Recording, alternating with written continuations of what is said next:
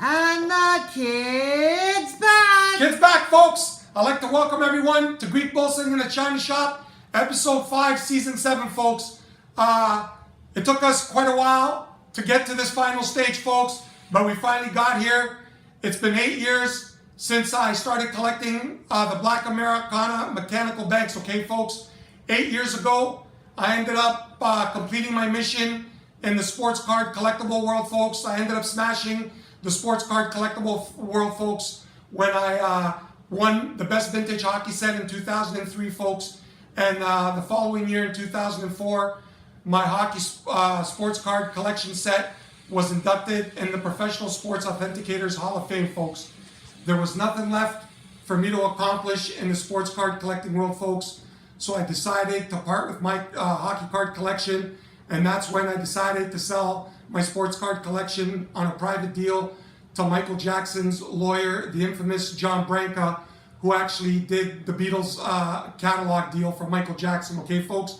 After I sold the hockey card collection, folks, and secured the bag, I decided to look around in the collectible world and decided to see what I would attack next, okay, folks? And when I did my homework and I looked for a few weeks on what I was going to attack, folks, I decided that it would be the mechanical bank world, folks. The Black Americana mechanical banks is what I decided that I was going to attack, okay, folks? So the way I introduced myself, folks, into the mechanical bank world was on this famous auction in New Jersey on a December winter day, folks, online.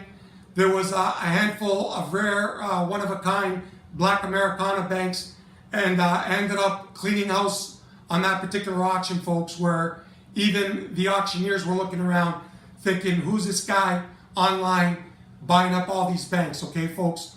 So moving along, folks, after I ended up securing that auction and people got wind of a new collector on the horizon, that's when I stumbled upon this crazy mofo out in Iowa, Des Moines, Iowa. And that's when I met my great friend, one of my bestest friends ever, Larry Lucas, okay, folks? Larry Lucas was the front runner on the Black Americana banks, and when he got wind of me, we actually got to talking through instant message, and I actually said to Larry that one day when we were first introduced to each other, hey, kid, I said to him, it's either you're going to be the bully or I'm going to be the bully. So either you're going to buy me out or I'm going to buy you out. So at that point in time, Larry decided that he would make the effort to see if he could actually buy me out. And he told me, give me 24 hours to round up the money and I'll buy you out and I'll be the front runner on this Black Americana mechanical bank mission. Okay, folks? So after 24 hours, I finally got the call from Larry Lucas, folks, and that's when Larry actually broke the news to me, the very good news that changed his life forever. And that was when he told me Magnificent Mona was actually pregnant with my best boy, Mad Max, that I love and I adore and that I love to the moon and back, okay, folks? Larry found out Mona was pregnant with Mad Max, and that's when Larry broke the news to me and said, listen here, kid, I'm going to have a lot of financial responsibilities on the horizon, so I'm not going to be able to bully the mechanical bank world. So I'm going to opt out and I'm going to sell you my mechanical bank collection and you can pick up the ball and run with it, folks. So I was very fortunate to meet Larry because Larry had already secured a lot of one-of-a-kind pieces that he had acquired from an older gentleman from England who was the head of the foundry in England. And this older gentleman had actually acquired a lot of one-of-a-kind church banks from the Museum of Childhood from England when the Museum of Childhood had actually closed down. So Larry offered me these one-of-a-kind mechanical banks and they gave me a great head start to what is the best Black Americana bank collection in the world today, folks. And 8 years, folks, my mission was always this piece here, folks. 8 years, folks, I've been chasing banks night and day, folks, working late hours of the night, making private deals with tough son of a guns, okay, folks? And the crowning jewel, it's ironic, folks, and it's fitting that the crowning jewel came at the end when I was finally crowned the Black Americana Bank King, okay, folks? And this particular piece, folks, came up to auction from an actual famous medical doctor who finally decided to sell. He was getting up in age, and he decided to send his one-of-a-kind mechanical back collection to market, okay, folks? And when he sent it to market last month, folks, there were a handful of banks that were top echelon banks that were going to go for pie in the sky money. So when I saw this list, folks, I decided to send this list to Larry, being that he's the most knowledgeable bank collector. And I asked Larry, from 1 to 6, boy, give me a list from 1 to 6 in order of priority how I should attack this mechanical bank auction, folks. And this piece here, folks, I'm going to post my instant message with Larry when he sent me the list of 6.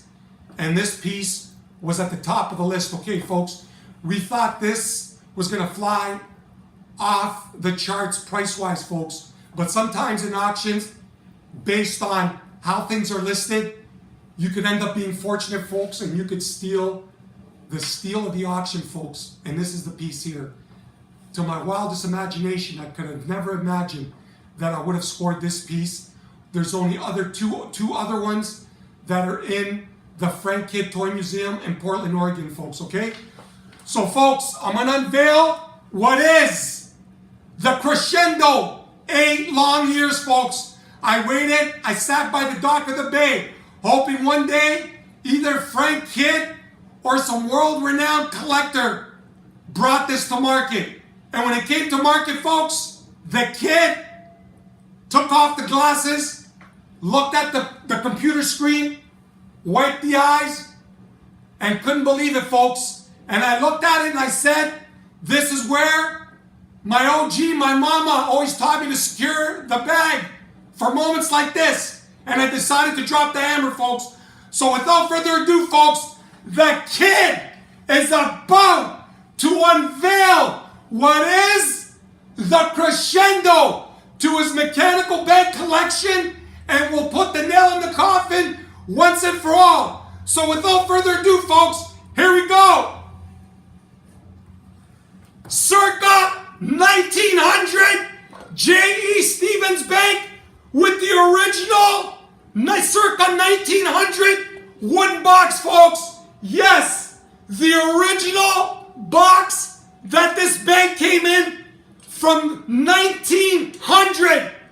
There's only 2 other original boxes that are in the Frank Toy Kidd Museum in Portland, Oregon, folks. This is, without a doubt, the crowning jewel to the kids' collection. We got the cigar, the wine, that's it. I did it, folks. The original box to the J.E. Stevens Bank. The dream piece that I've always chased for the last 8 years. Cheers, folks.